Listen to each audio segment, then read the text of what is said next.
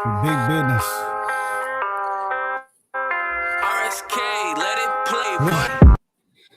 When I tell them I'm an Israelite, it's big business, nothing miniature. The same thing as Mr. Kill the flesh, how to finish him. These commandments, they'll sustain you. I'm surrounded by these angels. I ain't worried, I'm protected from seen and unseen dangers. I tell them I'm an Israelite, it's big business, nothing miniature. Serve the same thing as minister. Kill the flesh, how to finish him. These commandments, they'll sustain you. I'm surrounded by these angels. I ain't worried, I'm protected. Ain't unseen danger. I wake up and say me a prayer. Brush my teeth, babe, then I throw on some threads. Wash my face, grab a cup, pour me some yum. Put on my backpack, then I'm off to the bread. I eat these devils for breakfast. Gotta be careful. Whole lot of blood being shed in the streets. World is so wicked, I weep for the living. I drop a free cheer for the dead. All my white friends in my pocket, or either they loading onto this black card that I swipe. Say every time that I drop it, the verses be hitting more harder than problems of life. Rich, I collected 2 pennies from every person that willingly gave me advice. Being afraid, how they my spirit, I'm fearing no man but the Father in Christ. I put in work with we stood on them corners from 10 to like 9 at some night, teaching our people the gospel, equipped with a camera, some posters, some speakers, and mic. Every time that I see mama, she telling me, son, you gotta walk in the light. Christ, the bread of heaven, keep feeding my spirit, and I wanna learn how to slide. When I tell them I'm an Israelite, it's big business, nothing miniature. Serve the same thing as minister. Kill the flesh, how to finish him. These commandments, they'll sustain you. I'm surrounded by these angels. I ain't worried, I'm protected from seen and unseen dangers. When I tell them I'm an Israelite, it's big business, nothing miniature. Serve the same thing as minister. Kill the flesh, how to finish him. These commandments, they'll sustain you.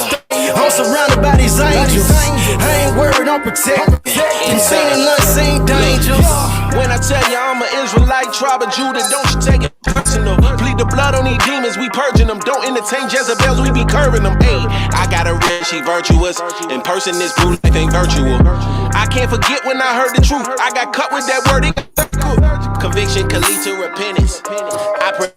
Encourage you, we repenting, now we on the vertical. Judah rising, see Isaiah 32. Big business, nothing minuscule. I picked up that back in middle school. Guard your light and take heed who you listen to. Watch your mouth and your ears and your vision too. Hashatan and Shalkani won't finish you. In Mortal Kombat, this war is not physical. Gird your loins up and follow the general. Messiah coming, that's scriptural. You gotta starve your flesh. The real war ain't even started yet. This look like a setup for a second exodus. I'm trying to be where the war at. Let's get it. When I tell them I'm an Israelite, it's big business, nothing miniature. Serve the same thing as minister. Kill flesh, how to finish him. These commandments, they'll sustain you. I'm surrounded by these angels. I ain't worried, I'm protected from seen and unseen dangers. When I tell them I'm an Israelite, it's big business, nothing miniature. Serve the same thing as minister. Kill the flesh, how to finish him. These commandments, they'll sustain you. I'm surrounded by these angels. I ain't worried, I'm protected from seen and unseen dangers.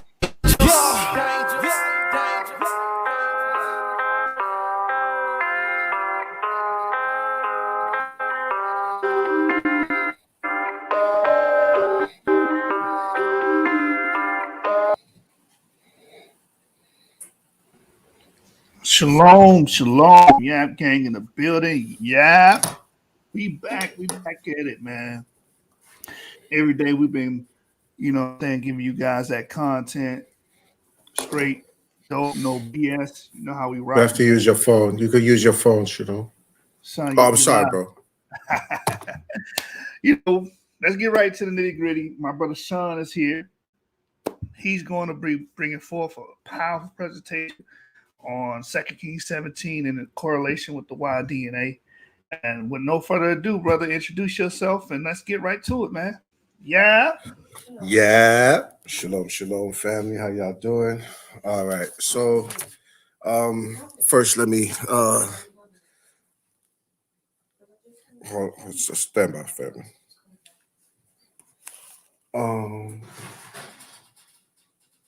Rachel.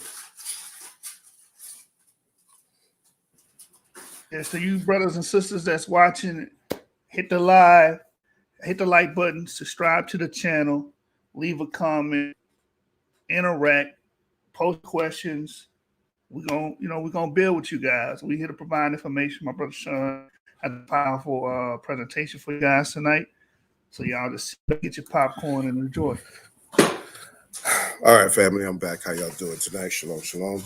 All right, so here tonight because this conversation keeps hitting everywhere we go, every time we have a discussion. This topic keeps coming up, with the Samaritans. Brothers have been bringing it up. 2 Kings 17. First, let me say, listen, I'm a little tired, been working all day, so allow me some time as we build. Allow my presentation to build. I'm a little tired, so if I stumble on my words a little bit, just give me some time and let the flow, let the flow take control, and everything should clear up. So I basically had a big presentation that I'm putting together that's crossing probably about I want to say 1,200 years in biblical time concerning the corruption of the Levitical priesthood. This particular part dealing with the Samaritans was part of it. So I am actually pulling that part out to do this segment here, just so, because like I said, this topic has been coming up. All right. So first of all, I want to shout out the Yap Gang, putting in work. Avery's been putting in work. Sister Shari, Brother Shub has always been putting in work. He's been doing it for years.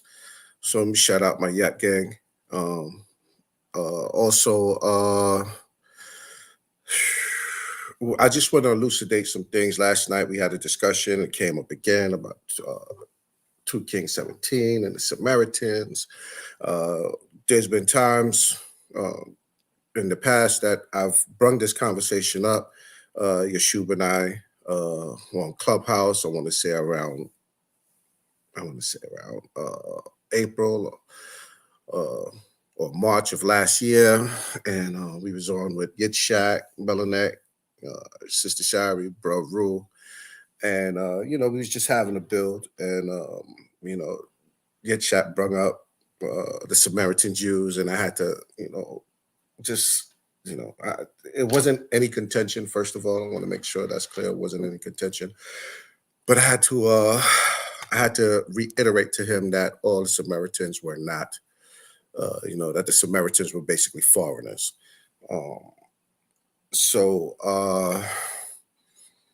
Without further ado, let me just jump right into it. Okay, cool. So how did I start this? I got into this because of, this particular topic. Some years ago, there was a lecture done by Bro Divine Prospect about like 8 years ago. And the topic was, who are the Edomites today? And in this particular, I'm sure a lot of y'all see this. I actually watched it. It might have been like a week old when I actually watched it.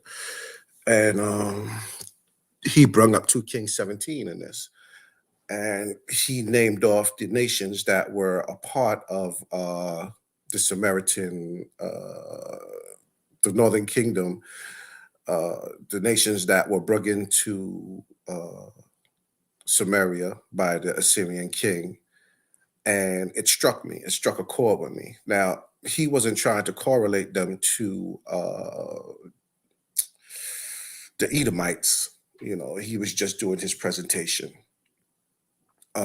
But he brung this up and he made a point about the Sepharvarim. He never, said what the purpose of using or bringing up the Sepharvarim was for, but nevertheless he brought it up. But it struck a chord with me, so I said, okay, let me dig into this further.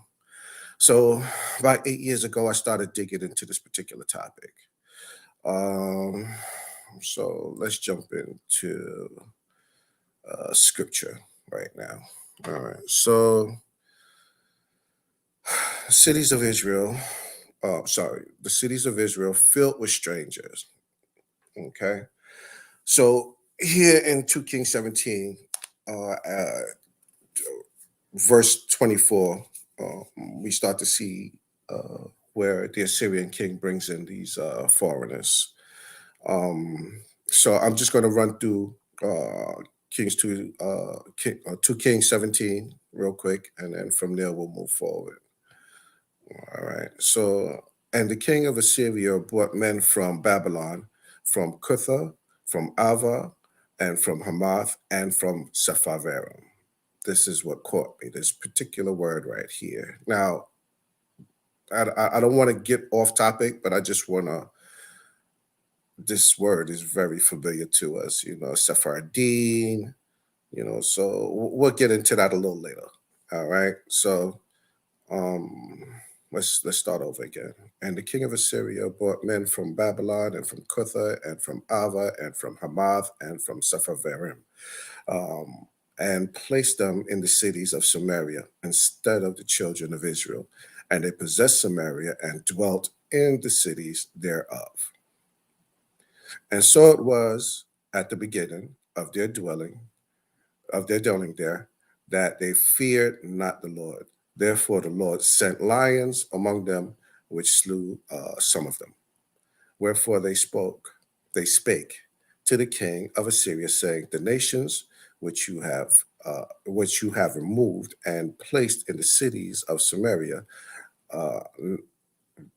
now know not the manner of the God of the land. Therefore he hath sent lions among them, and behold, they slay them, because they know not the manner of the God of the land. Then the king of Assyria commanded, saying, carry thither one of the priests whom ye brought from thence, and let them go and dwell there, and let him teach them the manner of the God of the land. So we see here, okay, I'm going to stop for a second. We see here, let me take out the Strongs because I'm not ready to use that yet.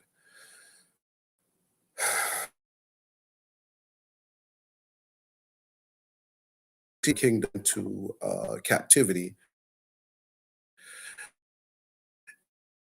instead of leaving the area, it's a large piece of land. The Northern Kingdom comprised of 9 to 10 tribes of Israel. So it was a large slither of land. And instead of leaving it empty, what king wants an area that is empty, that he conquered? He wants it to continue to have commerce where he could tax it and things of that nature. So he brought people in after he took Israel out. He brought people in to pretty much run the land, to continue the commerce, to keep the city thriving or bustling. Okay. Then the king of Assyria commanded, saying, carry thither one of the priests whom ye have brought from thence, and let him go and dwell there, and let them teach them the manner of the God of the land. Then one of the priests whom they had carried away from Samaria came and dwelt in Bethel, and taught them how they should fear the Lord. Howbeit every nation made gods of their own, and put them in the houses of the high places which the Samaritans had made, every nation in their cities wherein they dwelt. So here we have, if I go into the Strong's Concordance, we're going to see pretty much that the Sumerians, they started bringing their own gods and their own deities and started worshiping them in the land. So what I want to do is, okay, let's go down. Okay, so made the every nation and the cities wherein they dwelt. And the men of Babylon ate Succoth. All right, and Succoth is proper down. We got Succoth ben Oth and Succoth ben Oth, daughters of the Booths, Assyrian or Babylonian deity worshipped by the Babylonians in Sumeria. All right. Succoth ben Oth from Strong's Concordance number, and the irregular plural, again, the Strong's Concordance number for that, booths of the daughters, brothels idolatrous tents for impure purposes. All right. So, if you want, I'm going to try to move forward because it's kind of late. So, but you can go into this and you go into the Strongs. You've seen how I just did it.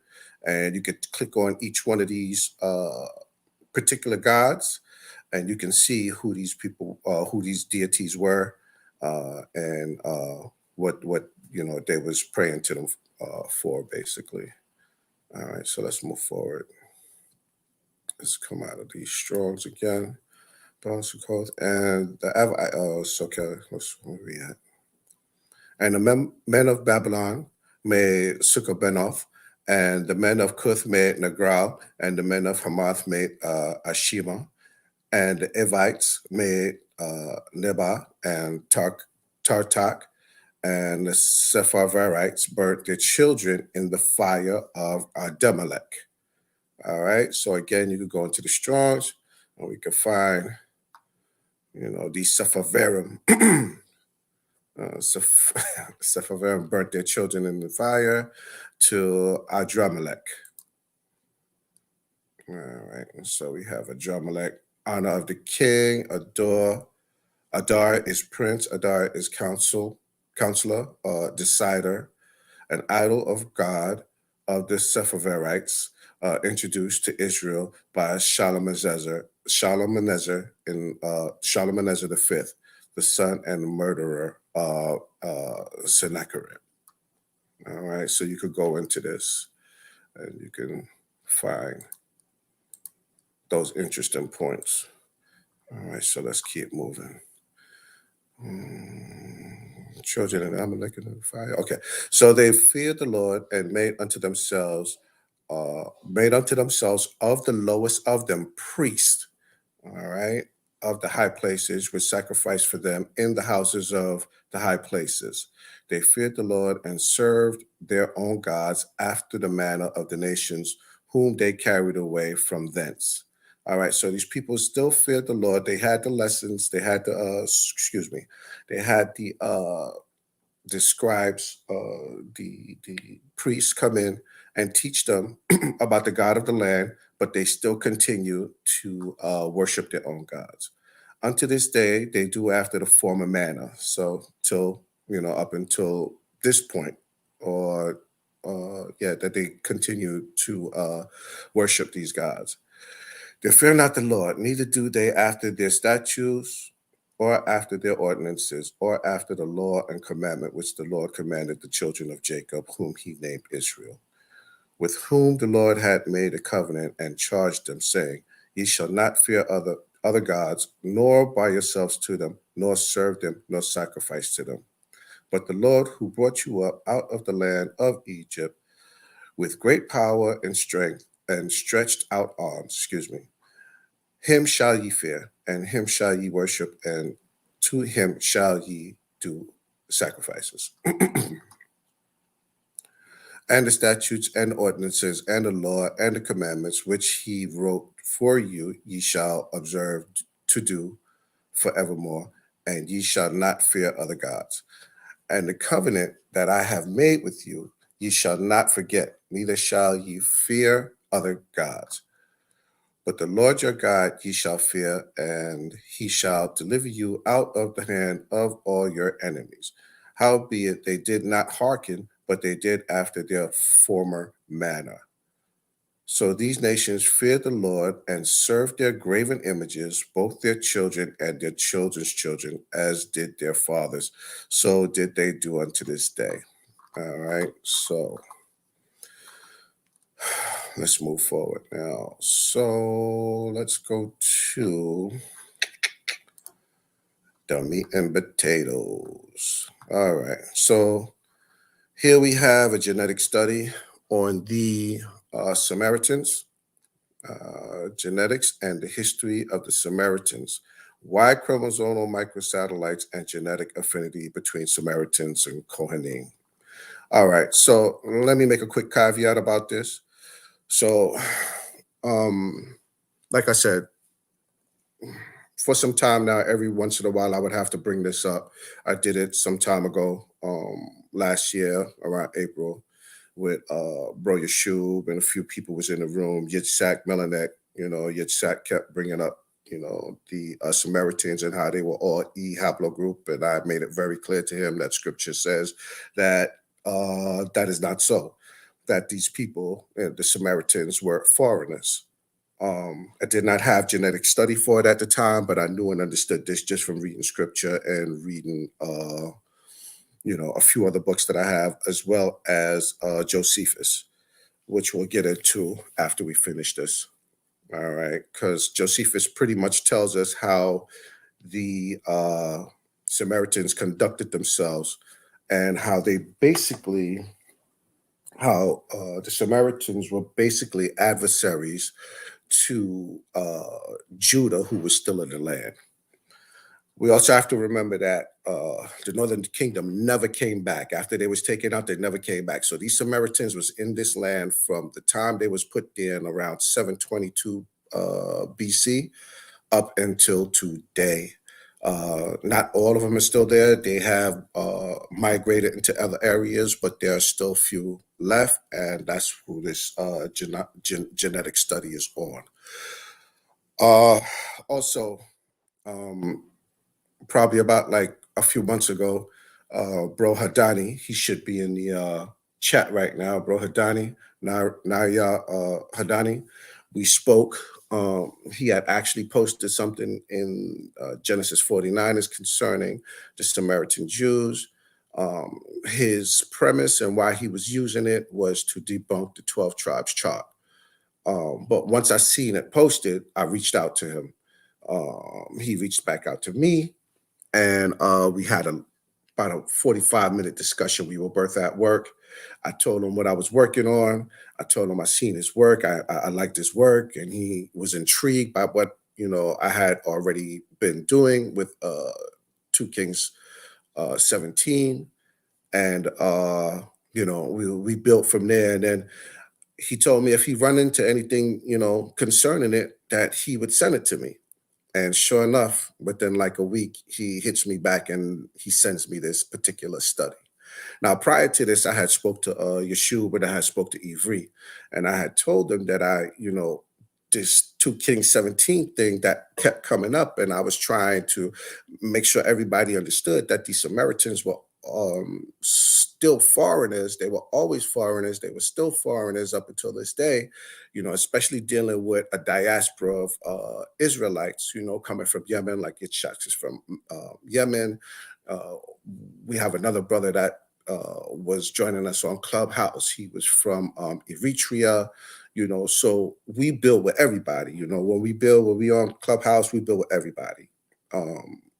So, but moving forward, so I had said to Ivri and Yeshua and Sister Shari, as well as Ruth Smith, Bro Ruth Smith, I told them all, I said, look, I would love to put some DNA to this, but I can't find a study on it. But anyway, some time went by, and sure enough, Bro Hadani blessed me with this. Now, to keep it a buck, maybe like a month and a half after that, Abu had posted this particular study in the Rumble Room, or was it Genesis 4? He might have posted it in both, but I believe it was in the, it was in the Rumble Room. And I hit Abu back and told him that I had to study, and this was a good study. All right, so let's move forward. All right, so genetics and the history of the Samaritan Y chromosomal microsatellites and genetic affinity between Samaritans and the Kohanim. And you see the different people who worked on it: University of Regensburg, Germany, University of Regensburg, Germany. These people, you see their names: Stanford Genome Technology, other schools, Brasilia Medical Center, Asaf Haruf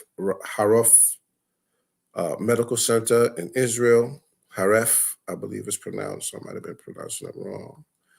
And then we move down: genetics and the history of the Samaritans, Y chromosomal microsatellites and genetic affinity between Samaritans and the Kohanim.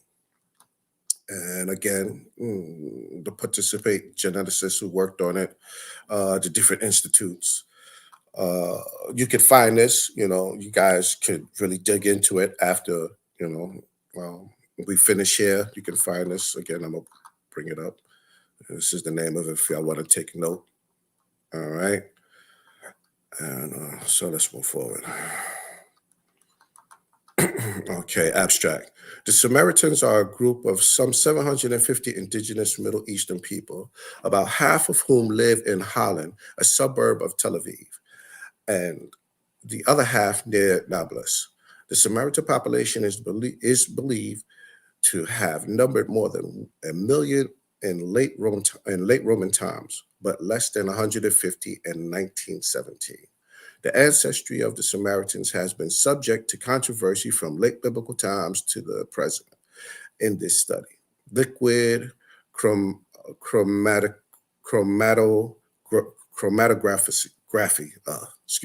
electrospray, ionization, quadruple ion trap mass, spectrometry was used to allelotype 13 Y chromosomal and 15 autosomal microsatellites in a sample of 12 Samaritans chosen to have a low level of relationship as possible. That was a mouthful. All right. And 461 Jews and non-Jews. Estimation of genetic distances between the Samaritans and 7 Jewish and 3 non-Jewish populations from Israel, as well as populations from Africa, Pakistan, Turkey, and Europe, revealed that the Samaritans were closely related to Kohanim.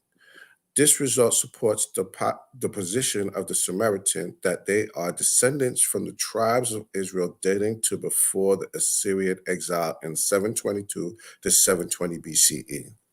In concordance with previous publishing, nucleotide polymorphism haplotypes, each Samaritan family, with the exception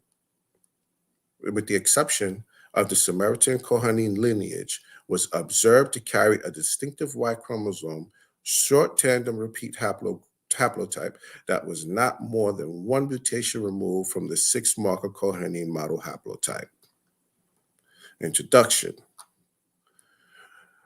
The origin of the Samaritans, a district religion and cultural minority in the Middle East, has generated controversy among historians, biblical scholars, and Orthodox Jewish sects. Talmud 2002. According to their tradition, they are descendants of Ephraim and Manasseh and sons of Joseph and Levitical priests from Shechem, traditionally associated with the contemporary city of Nablus. Much of the controversy concerning their origin revolves around the conquest of the northern biblical kingdom of Israel by the Assyrians under Sargon II.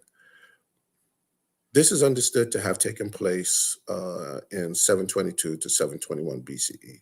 It was the custom of the Assyrians to replace the people of a conquered area by people from elsewhere in the Nimrod prism, inscribed clay documents generally attributed to Sargon. The victory over Samaria, the northern kingdom, is recorded. Futch, 1994. The inhabitants of Samaria, who agreed and plotted with the king, hostile to me, not to do service and not to bring tribute to Ashur, and who did battle, I fought against them with the power of the great gods, my lords. I counted as spoil 27,280 people, together with their chariots and gods, in which they trusted. I formed a unit with 200 of their chariots for my royal force. I settled the rest of them in the midst of Assyria. I repopulated Samaria more than before. I brought into the people from countries conquered by my hands, and I appointed my eunuch as governor over them, and I counted them as Assyrians, Nimrod prisms. All right, and that's the page. All right. The biblical book of Kings describes the results the result of the Assyrian victory in similar terms. And the king of Assyria brought men from Babylon and from Cutha and from Ara and from Hamath and from Sepharvaim, and placed them in the cities of Samaria instead of the children of Israel, and they possessed Samaria. 2 Kings 17 and 24. All right. However, recalling that Hezekiah ruled the southern kingdom of Judah from 715 BCE after the Assyrian victory, the following passage from the book of Chronicles seems to contradict the above statement from 2 Kings. And Hezekiah sent to all Israel and Judah and wrote letters also to Ephraim and Manasseh that they should come to the home of the Lord of Jerusalem to keep the Passover. All right, 2 Chronicles 30 and 1. After the Emperor Cyrus allowed the Judean exiles to return from Babylon in 538 BCE, the reconstruction of the temple began in earnest, basically. I'm adding there, I shouldn't have said that, but the temple began in 520 BCE. The historian Talmud, 2002, refers to disputes between the Samaritans and the leaders of the returned exiles over where to build the temple. The Samaritans wanting it at their sacred Mount Gerizim rather than Jerusalem. Talmud regards the claims of the Book of the Kings to have been an attempt by the leaders of the returning exiles to ostracize the Samaritans, who were subsequently regarded at best as second-class citizens. During the Roman times, 4th and 5th centuries CE, the Samaritans' population is believed to have reached more than 1 million, but persecution, forced conversion, and forced migration by subsequent rulers and invaders decimated the population to extend that they numbered 146 in the year 1917. Ben Ziv, 1957. Okay. Samaritan writing, which resembles ancient Hebrew, is used in their holy scripture. They observe the tenets of the Hebrew Bible, the Torah, but not the other parts of the Jewish scriptures. In addition, membership in the Samaritan group is transmitted along the male line, as opposed to post-biblical rule of Jewish transmission, which is maternal. Children of Samaritan males who marry non-Samaritan females are included as Samaritans, but females who marry outside the Samaritan community are expelled. Marriage among the Samaritans is mostly endogamous, and the group is highly inbred, with 84% of their marriages being marriages between either first or second cousins. The men inbreeding coefficient of 0.0618 is the highest recorded among human population. Bonnet Tamir et al., 1980.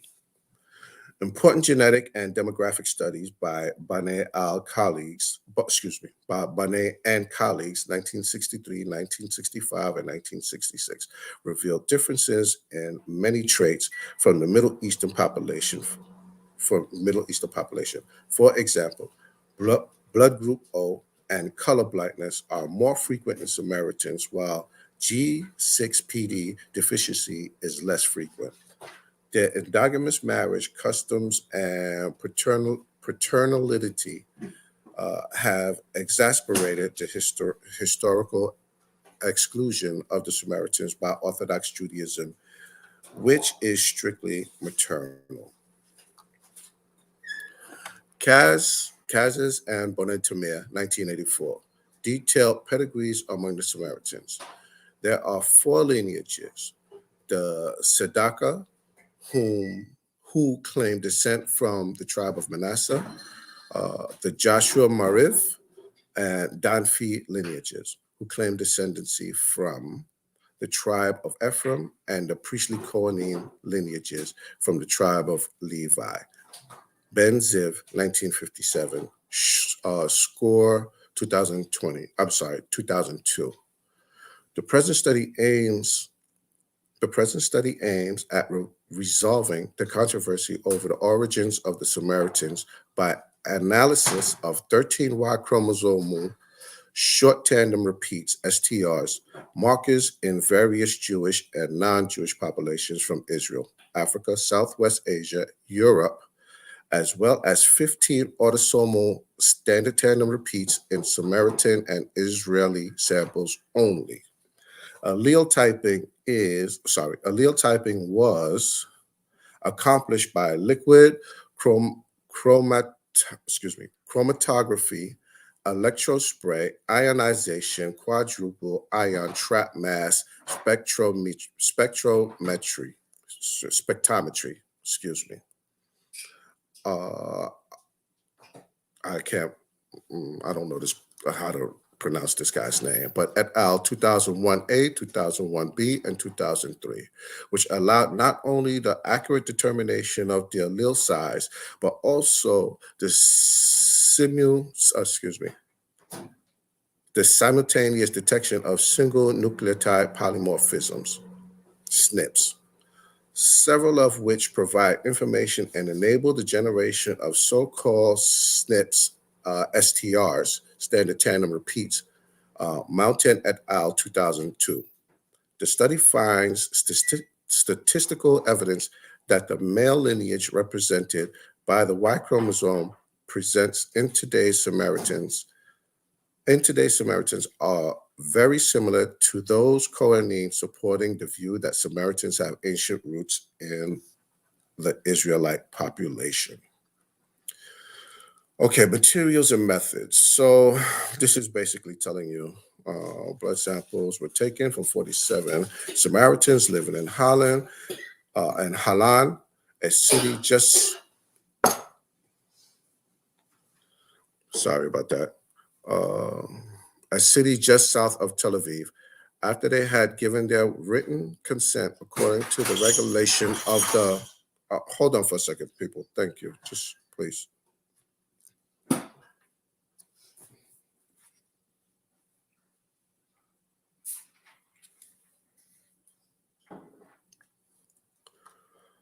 Sorry about that, family. Let me start over again. Subjects.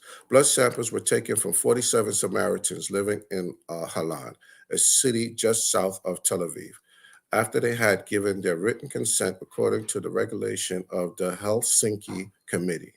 Blood samples were kept at 80 degrees Celsius until phenol chloroform extraction of the DNA from white blood cells. All right. So basically, I'm gonna skip through a lot of this because it's just telling you where the samples were, how they took care of these particular samples. But let's see. Matter of fact, you know what? I'm going to read some more of this. We originally sampled 27 males, but upon examination of their pedigrees, only one of any pair of individuals more closely related than great-grandfathers, great-grandsons was retained. The final sample comprised 12 individuals for analysis. The final sample comprised 12 individuals for analysis of Y chromosomal polymorphism. 2 each from the Kohanim and Danfi lineages, and 4 each from the Joshua, Mariv, and Sedaka lineages. In addition to the 12 Samaritan individuals, we included in the study 20 Ashkenazi Jews, 20 Iraqi Jews, 20 Libyan Jews, 20 Moroccan Jews, 20 Yemenite Jews, 17 Ethiopian Jews, and 25 Israeli Kohanim. All but the Kohanim, as well as 18 Jews and 20 Palestinians, were obtained from the National Laboratory for the Genetics of Israeli Populations at Tel Aviv University. The 25 Kohanim and 19 additional Palestinians had been ascertained in Tel Aviv. After writing, after written consent had been obtained according to the regulation of the Helsinki Committee, thus the Israeli sample included 12 Samaritans, 142 Jews, and 57 non-Jews from the Human Genome Diversity Panel, maintained at CEF in Paris. 28 Bedouins, 23 individuals from Russia, including six Russians and seven Aegeans, from the Russian Caucasus. 27 Italians, including 14 Sardinians, 20 Barosho, 24 Brahui, 23 Balakai, 20 Opathan, and 20 Kalash were included in the study. 24 African DNA samples were obtained from the Y chromosome consortium collection, and 50 Turkish samples were selected randomly from a total of 523 samples distributed among 91 cities in Turkey.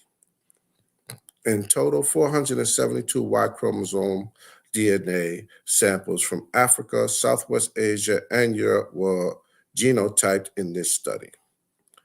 Among the Israeli groups, one Cohen was removed from autosomal genotyping for all the analyses except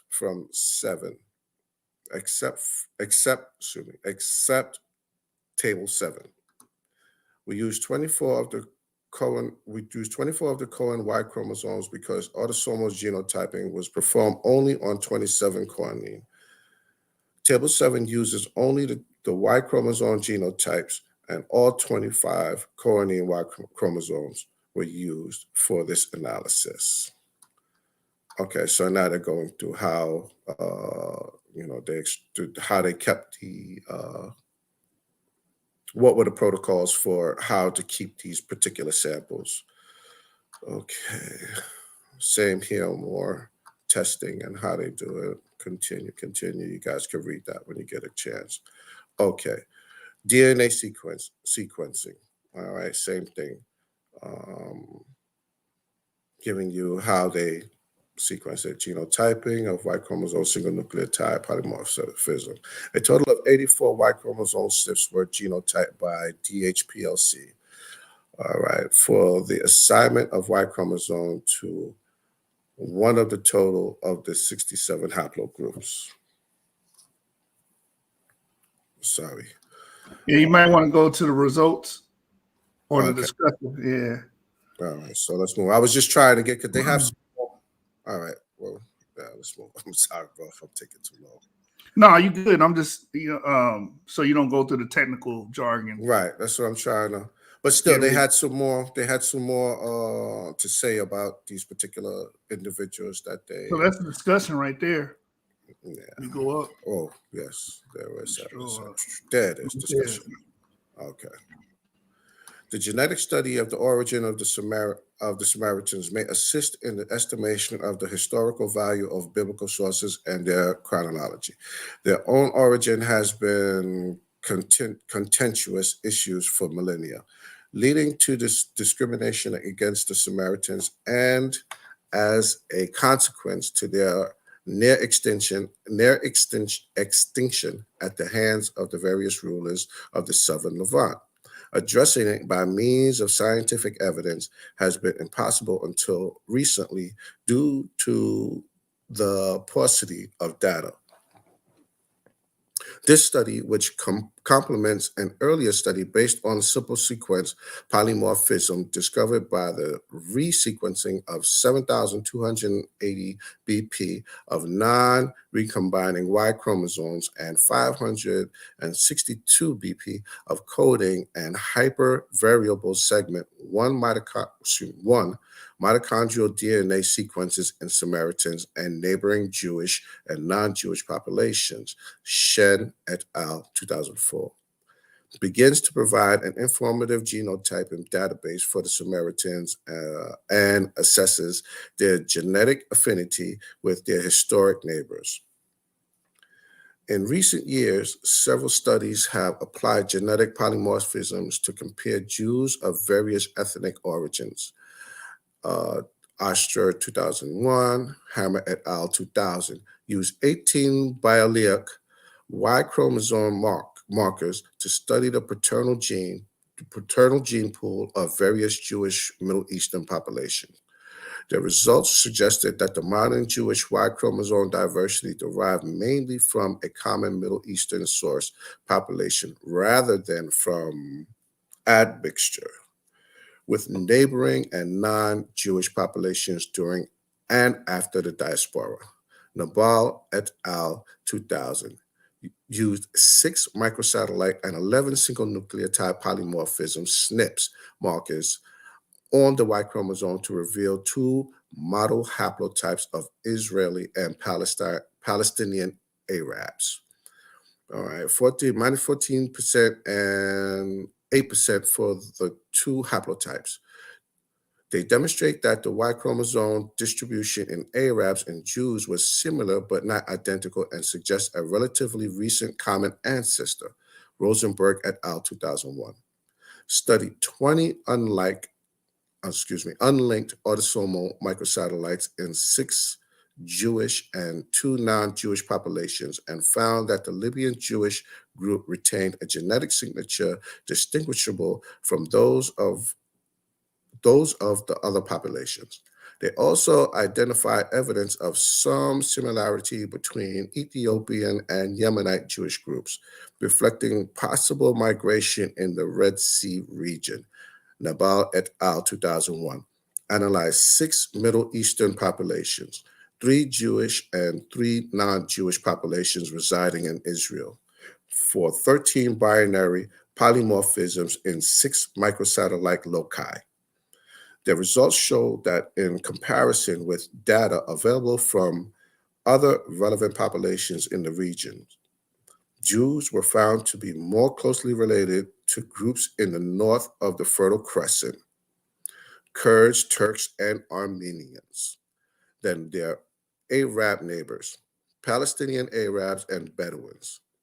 Thomas et al. 2002 analyzed the maternally inherited mitochondrial DNA from each of the 9 geographical separated Jewish groups, 8 non-Jewish host populations, and an Israeli-Palestine Arab population. The results suggested that most Jewish communities were founded by relatively few women, that the founding process was independent in different geographical areas, and that subsequent genetic input from females in the surrounding population was limited. Recent studies of microsatellite Kopelman et al. 2009, Lishman et al. 2010, and single nucleotides Atzmon et al. 2010, Behar et al. 2010, Campbell et al. 2012, polymorphisms on autosomes have been able to statistically distinguish European, North African, and Middle Eastern Jewish populations from their non-Jewish neighbors. Our data show that next to the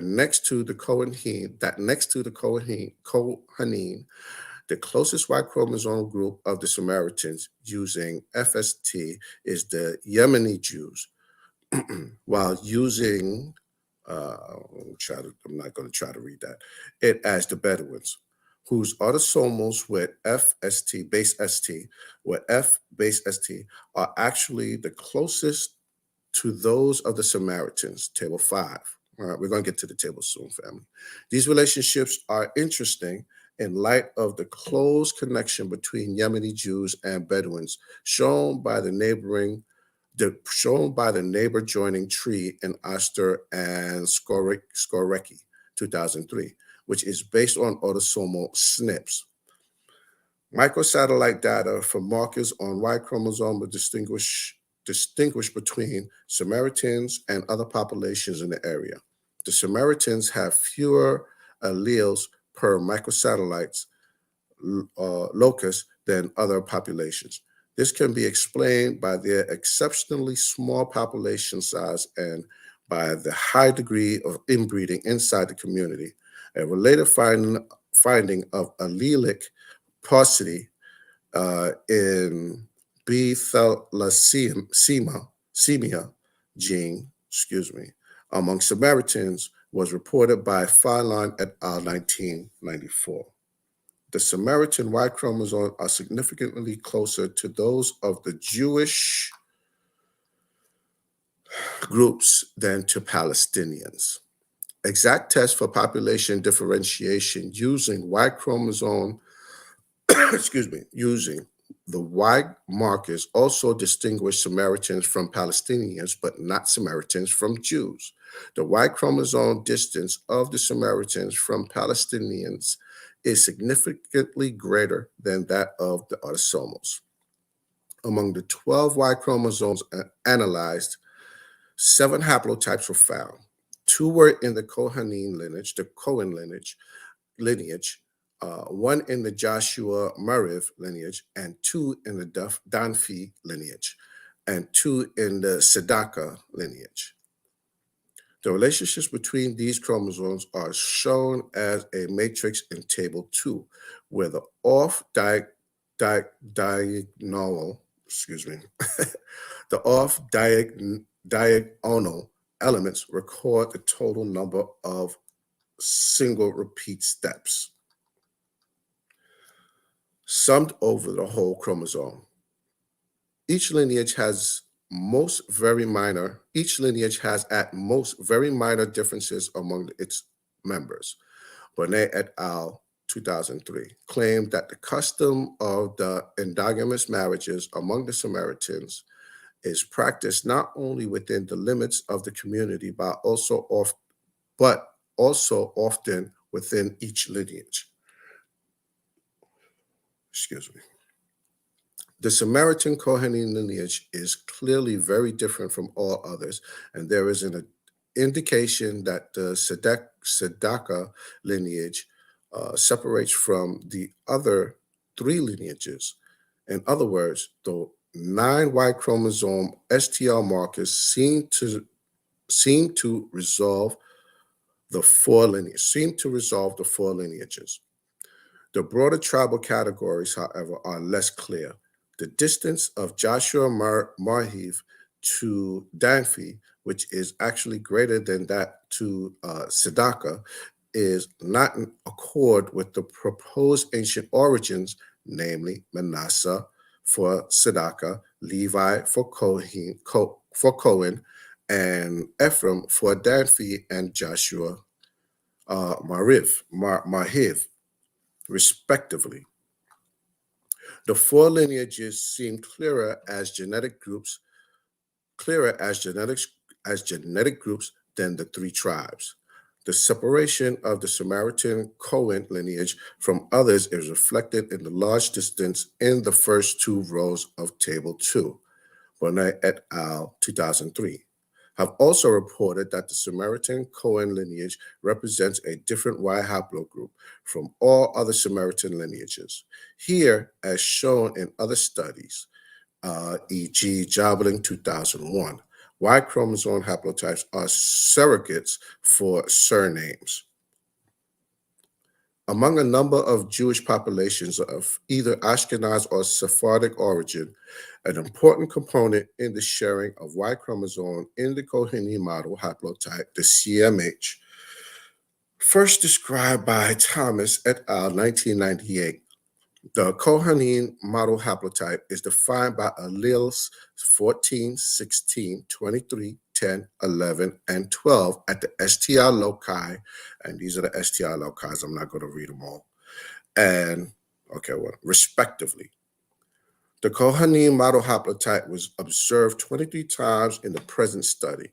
In 8 of our 25 Kohanim, 3 Ashkenazi, 2 Iraqi, 1 Libyan, and 1 Yemenite Jew, as well as 3 Brahui, 2 Turks, 1 Baluk, and 1 Italian, respectively.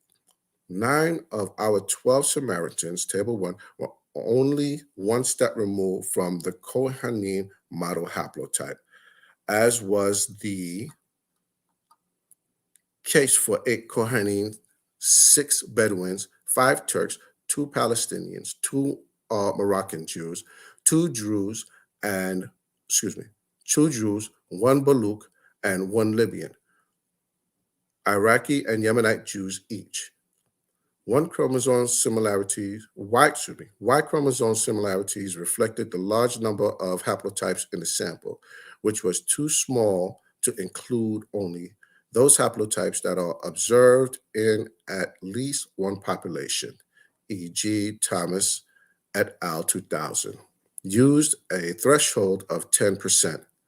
In the calculation of identity, it is interesting that in terms of the number of single repeats separating the haplotypes of the Samaritan lineage from the Kohanim model haplotype, the distance between Kohanim model haplotype and C1 and C2 were 6 and 7, respectively, while the distance between distance between Kohanim model haplotype and the other Samaritan haplotypes were 1, with the single exception of D base 1. This suggests that, contrary to expectation, on the basis of their family names, the Sadaka, Joshua Marhav, and Defani lineage share a common ancestor with the paternally inherited Jewish high priest more recently than those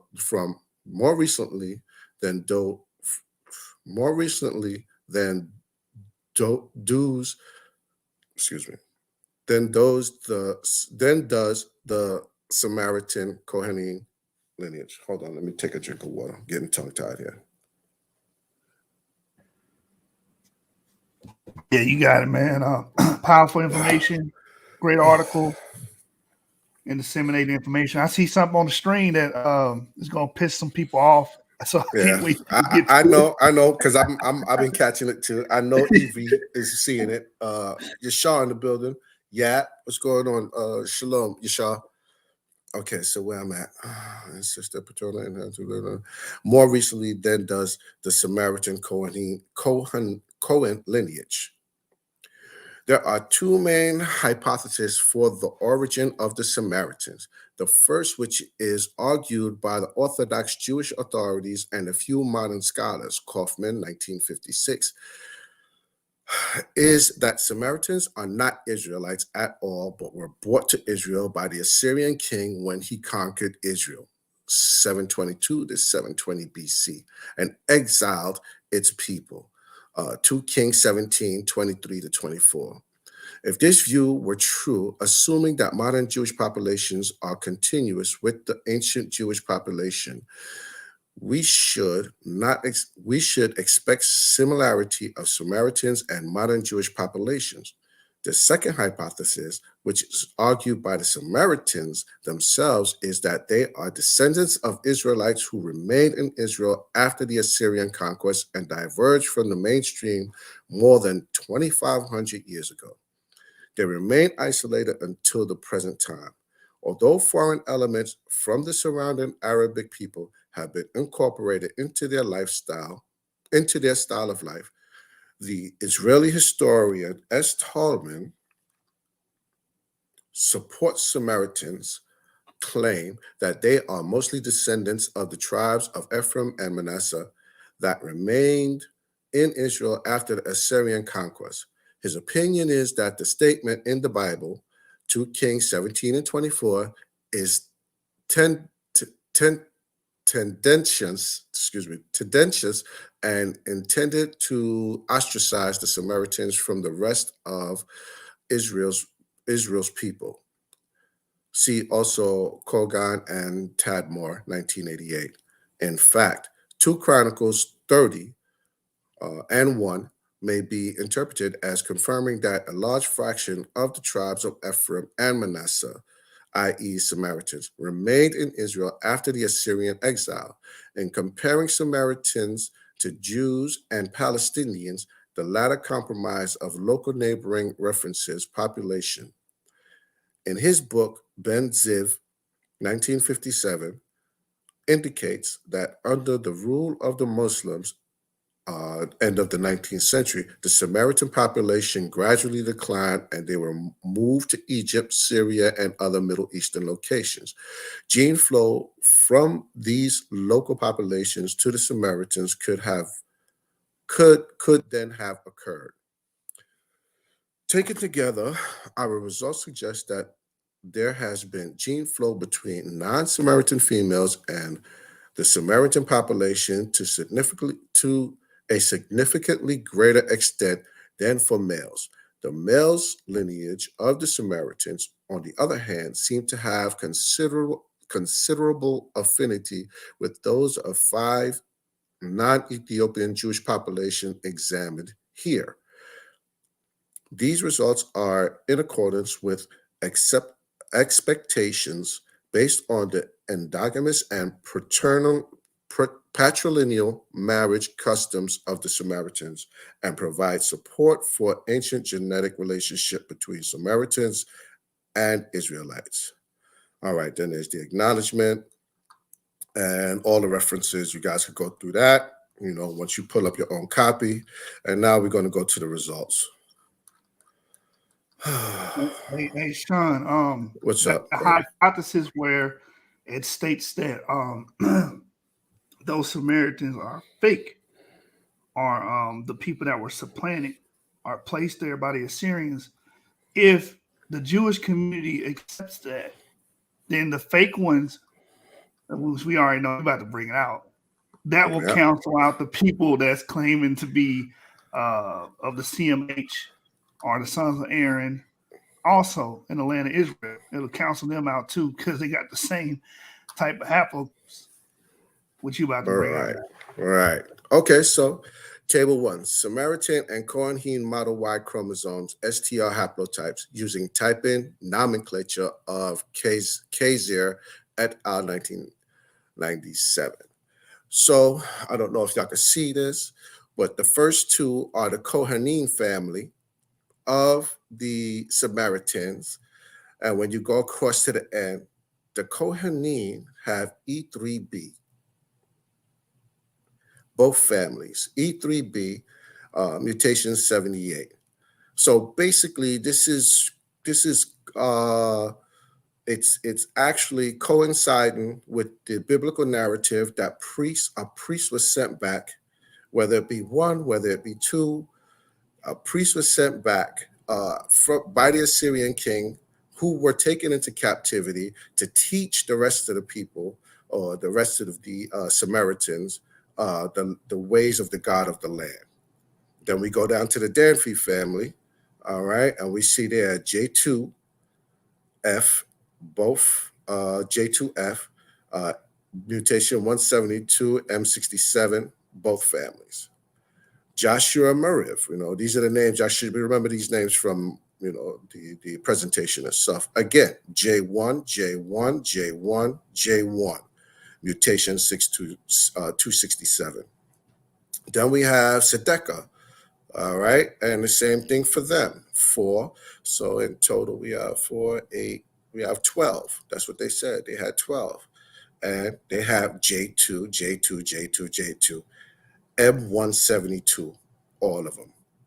And then they bring it down here, the Kohanim model haplotype, just for comparison, all right? Because they bring this up, the CMH, the Kohanim model haplotype, and you see J1, J2, mutation 267, and mutation 172.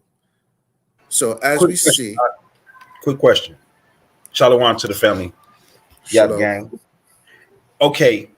This chart, right? I'm looking at this chart. Why are they breaking the Kohen down at the bottom, right? That's linked to the J marker, but then when you go up to where the Y chromosome is being broke down, it's only the Kohen gene 1 and 2 is only dealing with E. Right. Right. Okay. So like, how is that working? Okay, because these Kohanim are the Kohanim amongst the Samaritans. All right, these are the Kohanim families amongst that call themselves Samaritans. So that's why I brought up that and said these are the Kohanim or the priests. When you read 2 Kings 17, 20, it should be in 26, around 26, where it says, or 27, where it says that they brought back, the Assyrian king sent back priests that were taken into captivity out of the land because the people were being devoured by the people that he placed in the land, were being devoured by lions, and they didn't, the land of, excuse me, the land was devouring the people because they did not know the God of the land. He sent back these priests. These are the ones who came back. This Kohanim model haplotype is just them comparing, saying that amongst these Joshua, these families up here, and Sedekah, there were apparently those who in this family who claimed to be Kohanim priests among these families. And as you see there, J1, J1, J1, J1, J2, J2, J2, J2. And then so they bring up the Kohanim model haplotype, and they're saying that these people, these families down here, outside of the Kohanim up top, these families here, all right, these families have the Kohanim haplotype, that the recent Kohanim haplotype was that P58 in their families.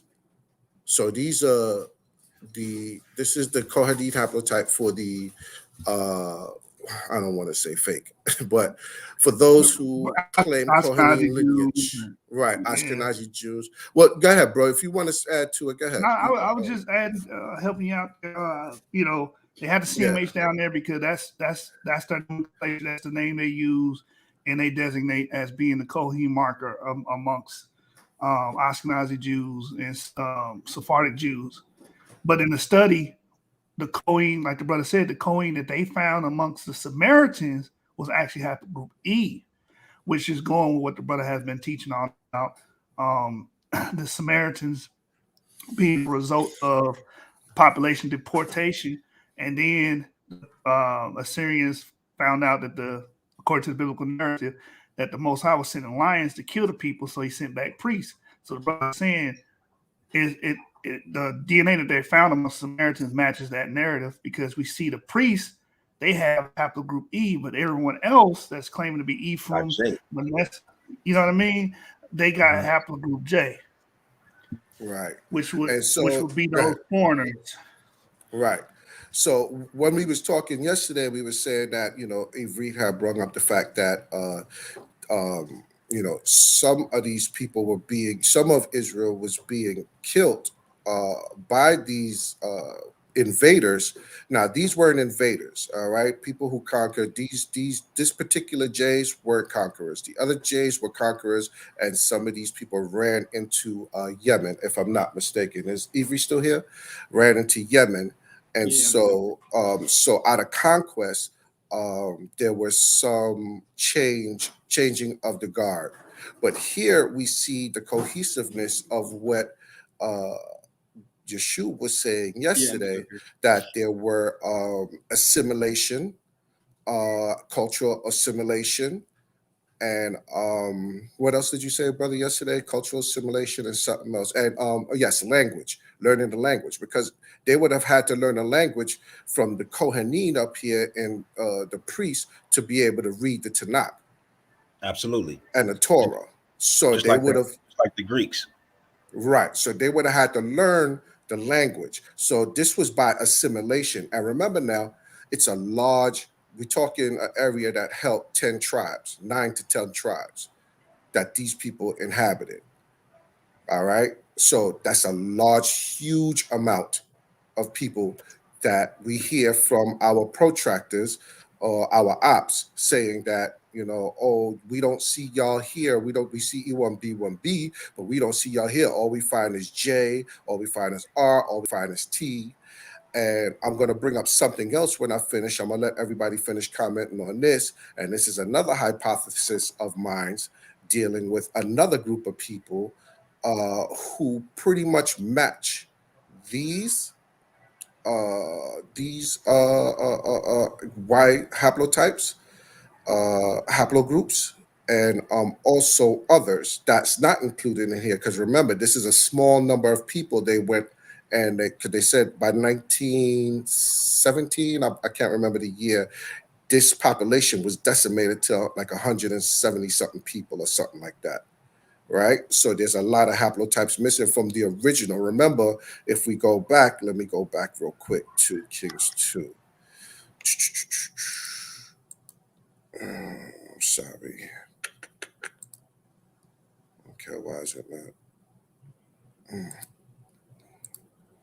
Okay.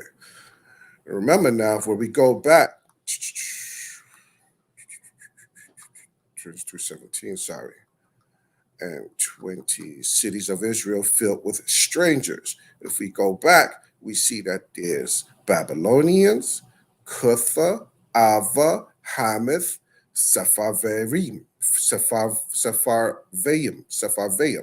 All right, this really sticks out. You know, Sephardic. People use that word a lot. Sephardic Jews, saying that it meant a place, like Sephardic meant, you know, Spanish Jews. Well, actually, it meant these people who were placed in the land. Okay, so it's 4 different nations here. Most of them, or whoever ended up staying, ended up with these J1 and J2 haplotypes. I'm gonna let y'all, you know, anybody else want to comment on this, and then from there, I want to go into another study that I have to show some correlation. Because remember, in this particular study now, they made mention about the Babylonian captivity. So we have these people, this particular people caused a lot of strife, and we're going to go into, it's getting late, but I'm going to try to touch on some of it. We're going to go into, Uncle Joey. We're going to go into Uncle Joey and see how much strife they was causing Judah when they came back to rebuild the temple out of the Babylonian captivity.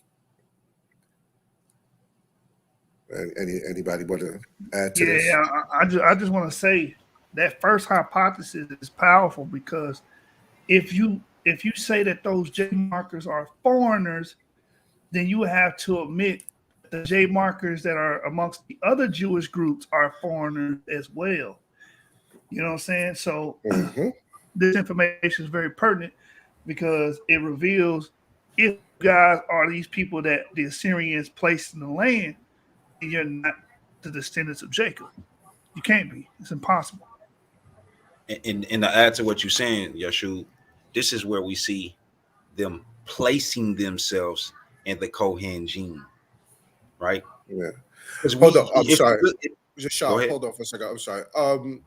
I see somebody said in the chat that there's bots. If there's any Shari rule, if y'all down there, make sure no bots get through, please, because they're coming for us hard. Apparently they're coming for us hard now because too much is coming out. All right, go ahead. Finish up, Ishar. Pardon me, pardon yourself, bro. It's all good. No, what I was saying was this is very clear to me on how they input themselves into a marker haplogroup that they don't belong. And then if you're looking into the Assyrian aspect of it, there it separates and it shows you that they input themselves in the Kohen gene. I'm not saying that they wasn't in the land, that they marker wasn't there, because again, it's the cradle of civilization. So all haplogroups should be there, right? They should be there. But there's a distinction between the J and the E. And it's clearly telling us they're not the same people. So for them to input themselves in there is at the bottom where it says Kohen 1 and 2, but then you get to the haplogroup, it's J. That should ring that should wave the flag for you. Something ain't right. Right.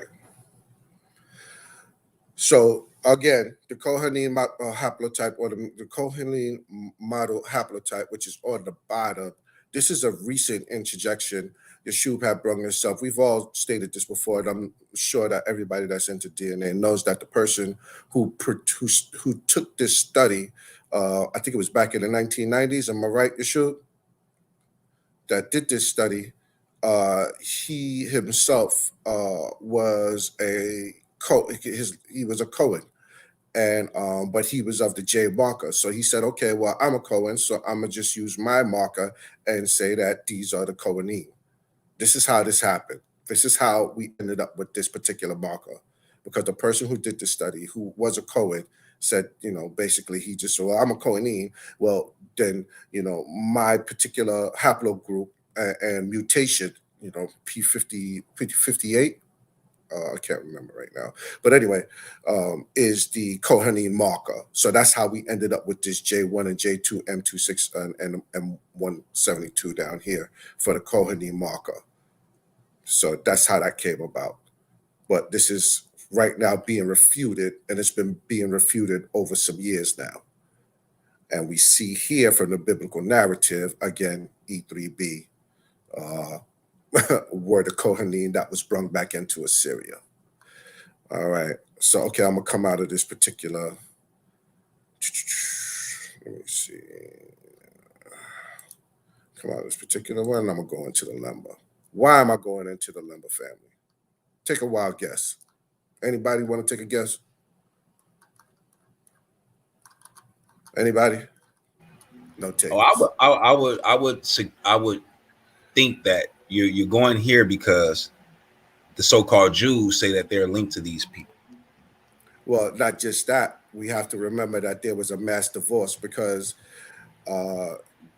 remember now the Samaritans was still in the Northern Kingdom, and they were very much active in the Northern Kingdom and in the Southern Kingdom when the Southern Kingdom was taken into Babylon.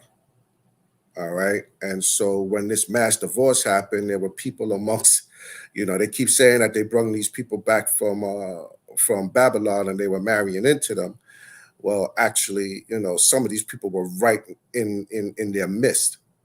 All right. And so why I'm bringing this up is because by the Lemba's oral tradition, they say that they were exiled because of marrying foreign women.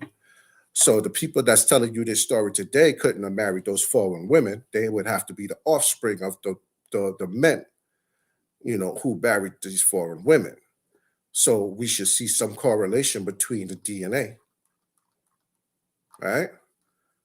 So we know that the Lemba, we see that we have E, E, E, then we have J, J, we have K, L, Q, we have all the J's down here. These are Y chromosomes, all right? 267, that was over in the other study. 172 was in the other study, all right? We have the E's up here. We also have others, K, L, O, P, R. We have others that's in here that may account for the other nations. Let me pull that back up real quick. Sorry, family.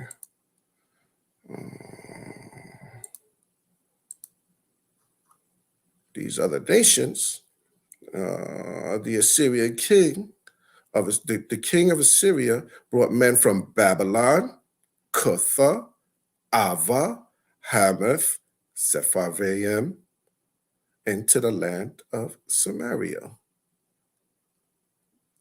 So, I can't make a definitive proclamation, but the evidence is pointing somewhere, family. Don't y'all think?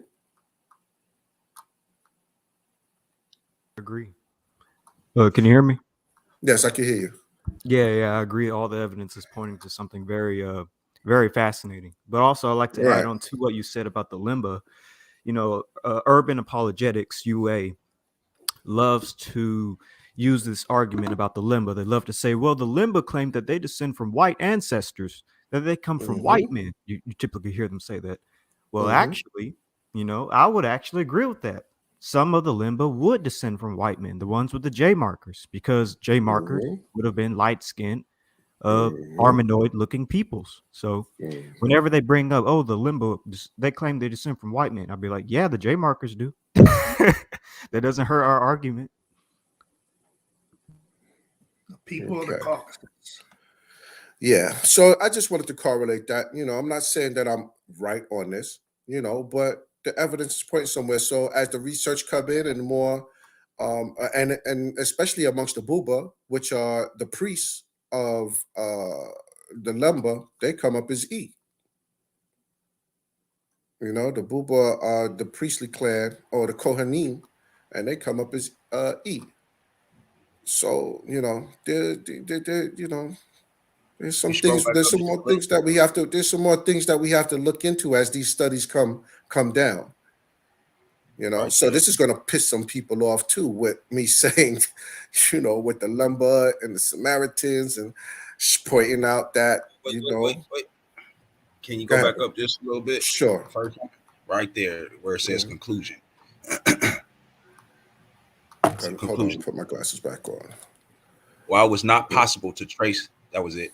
While it's not possible to trace unequivocally the origins of the non-African Y chromosome in the limba and rimba, this study does not support the early claims of their Jewish genetic heritage.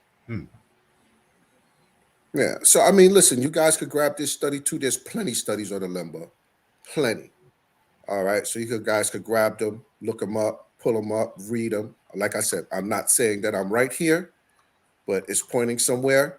And, you know, the Samaritans were heavily involved in the actions that were going on during the time of Nehemiah, Ezra, the mass divorce.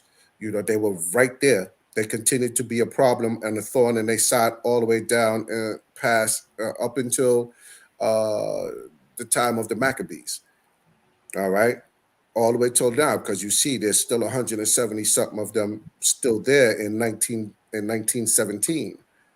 You know, and so these samples of, let me go back to it. These samples of the Samaritans,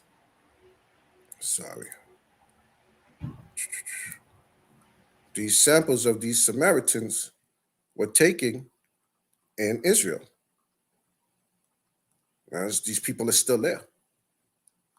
All right. And not just there, but there, you know, it said that some of them were moved out because of the invasion of Muslims and, you know, genocide and things of that nature. So they went into Iraq and different places. All right. So let's go here real quick. Let's go to Uncle Joey. Where he at?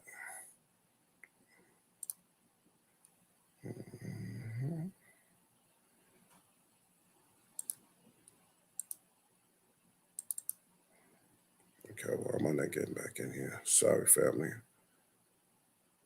We could close this up. We're going to close those up for now. Okay. There's my Kindle. Okay. All right. So this is Uncle Joey, and this is Shalmaneser takes Samaria by force, transplants the 10 tribes into Media, and removes the Kuthians into Judah. All right. So this is, I'm not going to read this right here, but maybe I'll read it. But this is just repeating basically the reason why the king of Assyria, Shalmaneser, went into Samaria in the first place, because Hosea was not admitted into the city by the king, besieged Samaria 3 years and took it by force in the 9th year of the reign of Hosea. And in the 7th year, Hezekiah, king of Jerusalem, quite demolished the government of the Israelites and transplanted all their people into Media and Persia, among whom he took King Hoshea alive. And when he had removed these people out of their land, he transplanted other nations of Cutha, a place so called for there is still a river that has its name in Persia, right? Into Samaria and into the country of the Israelites. So the 10 tribes of the Israelites were removed out of Judea 947 years after their forefathers had come out of the land of Egypt, excuse me, and possessed themselves of the country, but 800 years after Joshua had been their leader, and as I have already observed, 240 years, 7 months, and 7 days after they had revolted from Rehoboam, the grandson of David, and had given the kingdom to Jeroboam. Let's see if I can find. I'm going to find something here. But the Cutheans who removed Samaria for their name and called this the time because they were brought out of the country called Cutha, which is the country of Persia. Same. Okay, let's move forward a little bit. Okay, so this talks about the gods brought their own gods. Where in the number 5 brought their own gods into Samaria by worshiping him, and was also the custom of their own countries. They provoked Almighty God to anger and displeased them for the plague seized upon them, by which they were destroyed. Again, this is, you guys could go over this. I could read it all for you, but it's getting late. I gotta get to bed. But if you go into Josephus, you'll find that there was a lot of trouble. I'm trying to find one incident. I'm trying to find at least, the first couple of incidents that they went through. Called Baron, but freed high priest from his bonds. The Sidonians also were very willing. Okay, so this is the Sidonians willing to help Judah rebuild the temple in Jerusalem, and the Sidonians. So let's see if we can find that. Okay. They also began to build the temple and gave great deal of money to the masons and to the carpenters and what was necessary for the maintenance of the workmen. The Sidonians also, who were very willing and ready to bring the cedar trees from Lebanon to bind them together and to make a united float of them and to bring them to the port of Joppa. For that was what Cyrus had commanded at first, and what was now done at the command of Darius. All right, but when the Samaritans, who were still enemies to the tribes of Judah and Benjamin, heard the sound of the trumpets, they came running together and desired to know what was the occasion of the tumult. And when they perceived that it was from the Jews who had been carried captive to Babylon and were rebuilding their temple, they came to Zerubbabel and to Jeshua and to the heads of the families and desired that they would give them leave to build the temple with them and to be partners with them in building it. For they said, we worship their God and especially pray to them. But they were turned down. All right. And desirous to build a religious Assyria transacted Cuthean media. Let's go down and see if I can find it. When the Cutheans heard this, for the Samaritans have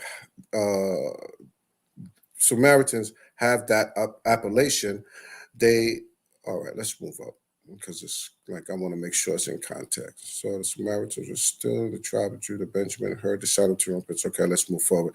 When they said thus, Zerubbabel and Jeshua, the high priest, and the heads of the families of the Israelites replied to them that it was impossible for them to permit them to be their partners. All right, so these are Judeans. All right, this is Judah telling the Samaritans that they didn't need their help, whilst they only had been appointed to build the temple at first by Cyrus and now by Darius, although it was indeed lawful for them to come and worship there if they pleased, and they could allow them nothing but that in common with them, which was common to them, with all other men, to come to their temple and worship God there. When the Cutheans, who are the Samaritans, heard this, for the Samaritans have that appellation, they had indignation at it and persuaded the nations of Syria to desire of the governors in the same manner as they had done formerly in the days of Cyrus, and again in the days of Cambyses afterwards, to put a stop to the building of the temple and to endeavor to protract the Jews in their zeal about it. So if you keep going into, Uncle Joey's writings, you're going to find, and other people's writing too. I have another book that, I can't get into tonight because it's getting late. But, the Samaritans continue with, this went on giving Judah problems all the way up until the time of the Maccabees. So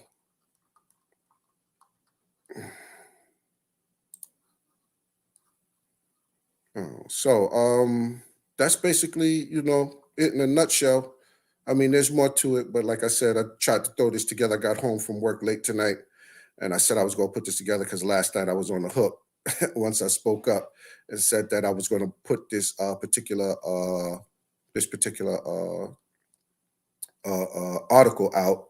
I mean, I was going to deal with the article.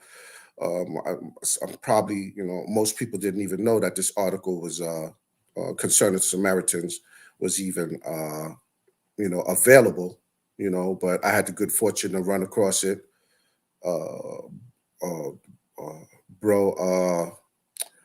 Hadani, helped me out with that. He said it to me once he found out what I was working on, and I explained to him, and he was intrigued by it. He's like, "Oh, if I run into anything, I'm gonna send it to you." And he sent it to me. All praise the Most High. Any more comments on the situation on the? I just want to point out to all the people that's gonna be upset. I know the white Hebrew Israelites is gonna be upset. Get mad at the people that wrote these articles because they're the ones hypothesizing that these J markers are foreigners. They're the ones that published it, got it peer reviewed, and uploaded on these various scientific research platforms. You know what I'm saying? So y'all have to deal with that. Brother did an excellent job in the information in this case of the priest being Eve because of the historical events in 2 Kings, the 17th chapter, where, like the brother said, the original Israelites were deported.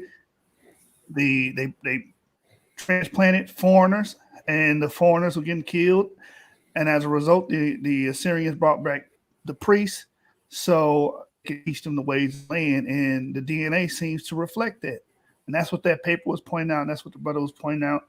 J markers being those foreigners that the Assyrians placed in the land, and the E markers being the original Israelite marker. Great job, brother. Thank you, bro. Also, I just wanted to point this out real quick too. This is the temple that the Samaritans built, in a high place. We talked about the high places, but this is a temple that they built in Gerizim.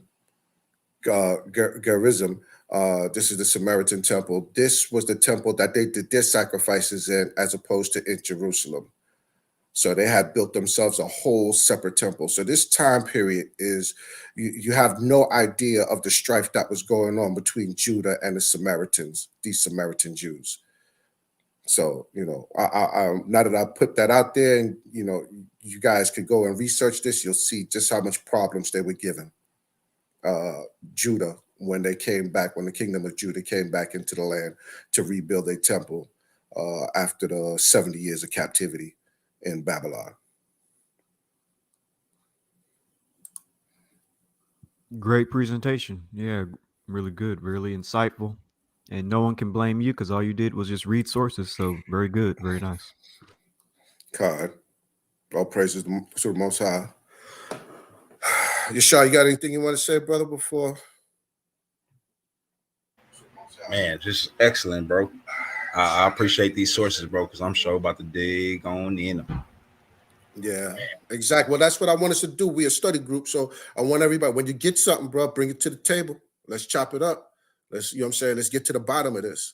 I still haven't finished this. Like I said, this particular presentation belonged to a larger presentation concerning the corruption of the Levitical priesthood, ultimately bringing about the disbandment of the Levitical priesthood. It was so corrupted, and the last destruction of the temple, when Yeshua gave up the ghost on the cross, and the curtain rented, and a crack went through the foundation or the floor of the temple, marking basically the Most High disbanding basically the Levitical priesthood for a time, not forever, but for a time, and bringing forward the priesthood, the Melchizedek priesthood through Yeshua. So that's a much bigger, that's probably going to be about 5 or 4 presentations long. At some point, I'm going to finish it up and then just start presenting it. And this will be a part of it as well.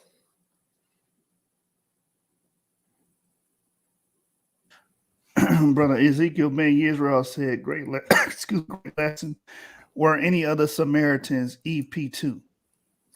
Well, according to the study that we just seen, we didn't see any, we don't know historically. There may have been others. Like I said, that's why I broke out the study with the Lemba, because if the Lemba truly are the disbanded or the children or the offspring of these divorces, then they would show all of the different actual haplotypes among Y chromosome haplotypes among the Samaritans and Judah, because it wasn't just the Samaritans who were marrying foreign women, it was also Judah. So this is why you see E, you see R, you see J, you see all these different haplotypes. We won't know with the Samaritans because it was a small population that they took these samples from in sequence, but the samples yield something very, very noticeable to us, which was the majority of them were J, and just the priesthood was E, E3B. Powerful. So with that, family, that's it for my presentation. I thank everybody for coming in. If anybody has, I expect that, people take any work that we put out and expand it. I know, if you find something that I may have been wrong in, no problem. We could build on it. We could add whatever you find. We could take out whatever we find that is wrong with it as a family, as a study group. And I just hope that this edified everybody and they could take this and they could take this baton and finish the race. Facts.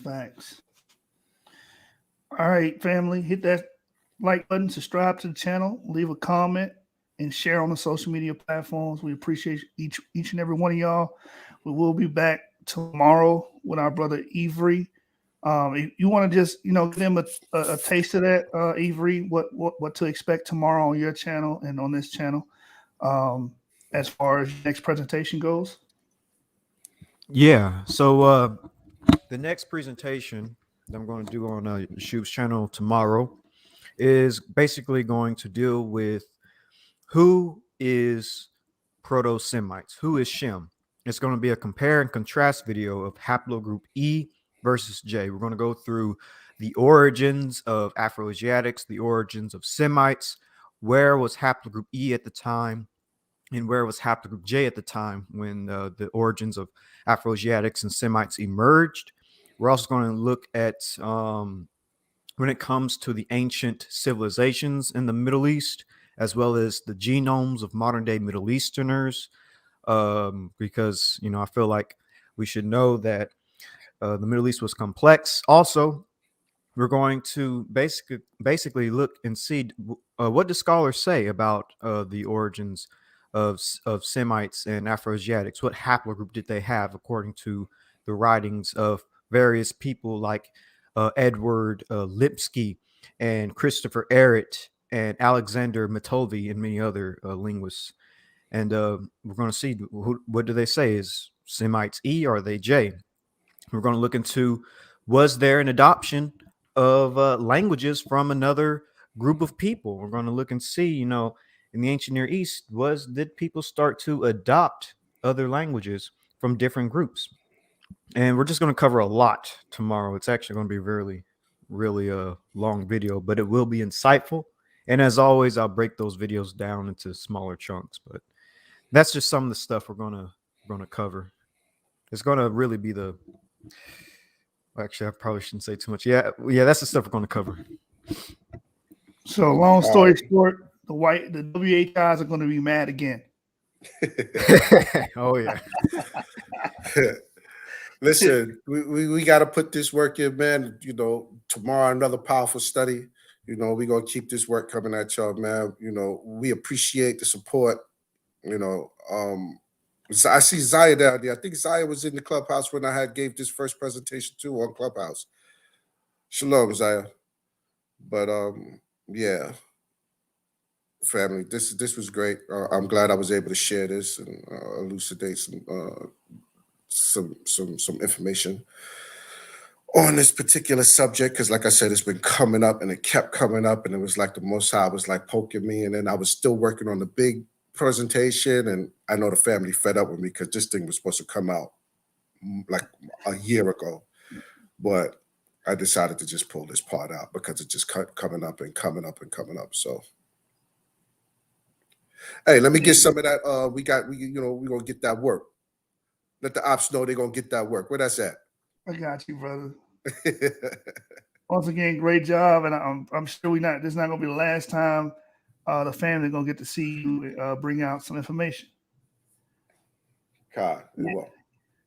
Yeah, my brother Shawn give me all that work, man. Let me work. Please let me work. Get that water. He about to get this work. He about to get this work. Hold up. Hold up. He gonna get this work. You gonna get this work, nigga. Hold up. He gonna get this work. He gonna get this work, nigga. I killed you. Hold up. He gonna get this work. Hold up. Hold up. You niggas gonna get this work, you hear me? Me. He ain't even get the second verse, but he gonna get this work. Hold up, man. He gonna get this work. He gonna get this work. He gonna get this work. Hold up, man. Let me work. He gonna get this work, nigga. Watch me work. He gonna get this work. He gonna get this work. Yeah, he gonna get this work. Hold up. He gonna get this work. Yes, indeed, man. Shawn, he gave y'all that work today, man, and he will be back to continue that work, man. Y'all stay in tune. Tomorrow, my brother Avery gonna set the internet on fire again. You know what I'm saying? WHI is gonna be upset. Afrocentric is gonna be upset. But we don't do it because of how certain people emote, the type of emotions they may have. We do it because we're researchers and we're trying to elucidate ancestry and reveal to the world who these people are. All right. So with that, we're gonna say shalom, peace. I'll see you guys tomorrow. Yep. Yep. Yep. Yeah.